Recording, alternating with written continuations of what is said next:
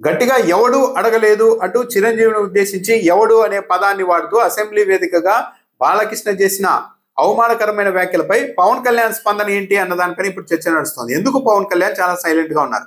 గతంలో జగన్మోహన్ రెడ్డి హయాంలో చిరంజీవిని అవమానించకపోయినప్పటికీ కూడా మా అన్నను అవమానించారు అంటూ మాట్లాడిన పవన్ కళ్యాణ్ ఇప్పుడు అసెంబ్లీ వేదికగా స్వయంగా బాలకృష్ణ అలా మాట్లాడితే దానికి పవన్ కళ్యాణ్ ఎలా స్పందిస్తారు అన్న దానిపై చర్చ నడుస్తుంది. అయితే పవన్ కళ్యాణ్ స్పందించే అవకాశాలు తక్కువ. కార్యకర్తలు నాయకులే కాదు, చివరకు చిరంజీవి గౌరవాన్ని కూడా తన పొత్తు ధర్మంలో భాగంగా పవన్ కళ్యాణ్ తాకట్టు పెట్టేస్తున్నారు అన్న ఒక విమర్శ మెగా ఫ్యాన్స్ నుంచే వస్తుంది. కార్యకర్తలు కానీ నాయకులు కానీ తెలుగుదేశం పార్టీ నాయకులు మమ్మల్ని చులకనగా చూస్తున్నారు, తొక్కేస్తున్నారు అన్నప్పుడు సర్దుకుపోవాల్సిందే అంటూ మాట్లాడమే కాకుండా గట్టిగా మాట్లాడిన వాళ్ళ మీద కూడా చర్యలు తీసుకున్నారు పవన్ కళ్యాణ్. ఇప్పుడు అదే ఘాటిన చిరంజీవిని కూడా కట్టేస్తూ ఉన్నారా?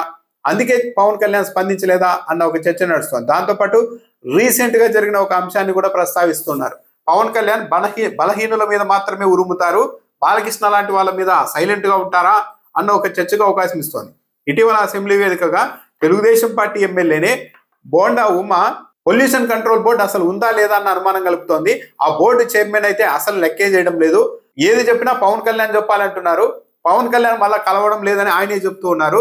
ఏంటి పరిస్థితి అని అనగానే అప్పటికప్పుడు ఆగ్రహించిన పవన్ కళ్యాణ్ వెంటనే అక్కడి నుండి ఛాంబర్కి వెళ్ళిపోయి అధికారులను పిలిపించుకొని సమీక్ష నిర్వహించి బోండా ఉమా వ్యాఖ్యలు ఉద్దేశపూర్వకంగా చేసినట్టున్నాయి, బ్లాక్మెయిల్ తరహాలో ఉన్నాయి, ఇలాంటివి సహించే ప్రసక్తి లేదు, పొల్యూషన్ కంట్రోల్ బోర్డుని పెట్టుకొని ఎవరైనా అడ్డు పెట్టుకొని బ్లాక్మెయిల్ చేయాలనుకుంటే మేము అస్సలు సహించమంటూ కూడా బోండా ఉమాకు వార్నింగ్ ఇచ్చారు. ఆ తర్వాత బోండా ఉమా వెనక్కు తగ్గుతూ ఒక ట్వీట్ కూడా పెట్టారు. మరి అయితే నిన్న అసెంబ్లీలో బాలకృష్ణ స్వయంగా సినిమాటోగ్రఫీ మంత్రి కందుల దుర్గేష్ను ఉద్దేశించి ఆ శాఖను ఉద్దేశించి చేసిన వ్యాఖ్యలపై మాత్రం పవన్ కళ్యాణ్ ఎందుకు స్పందించడం లేదు? ఫిల్మ్ డెవలప్మెంట్ కి సంబంధించి ఒక ఆహ్వానం వచ్చింది, ఆ జాబితాలో నా పేరు 9వ స్థానంలో పెట్టేశారు.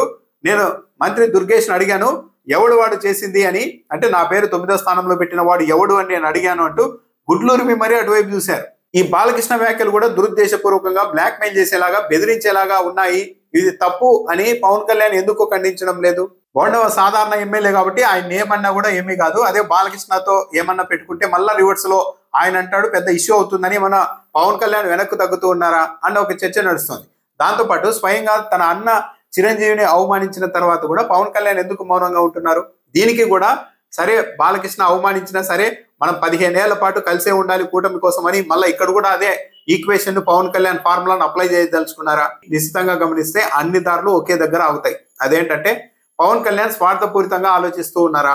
నాకు డిప్యూటీ సీఎం పదవి ఉండాలి, నేను ఎమ్మెల్యేగా కొనసాగాలి, విడిపోతే కూటమి నుంచి విడిపోతే ఆ రెండు కష్టం కాబట్టి కూటమిలో ఉంటే అలాంటి అవకాశాలు కొనసాగుతాయి అన్న ఆశతో మొత్తం తన పార్టీలోని కార్యకర్తలు నాయకులు చివరకు తన సోదరుడు చిరంజీవి కూడా బాలకృష్ణ లాంటి తెలుగుదేశం పార్టీ నాయకులు తిట్టినా, నియోజకవర్గాల్లో టీడీపీ నాయకులు ఇబ్బంది పెట్టినా అందరూ సర్దుకొని పోవాల్సిందే, మౌనంగా ఉండాల్సిందే అన్న ఆలోచనతో పవన్ కళ్యాణ్ ఉన్నారా? అంటే కేవలం తాను పదవుల్లో ఉండడానికి మాత్రం మిగిలిన వాళ్ళందరూ గౌరవ మర్యాదల్ని పక్కన పెట్టి మరి టీడీపీ వాళ్ళు ఒక మాట అన్నా సరే సర్దుకుపోవాలి అని సందేశం ఇస్తూ ఉన్నారా?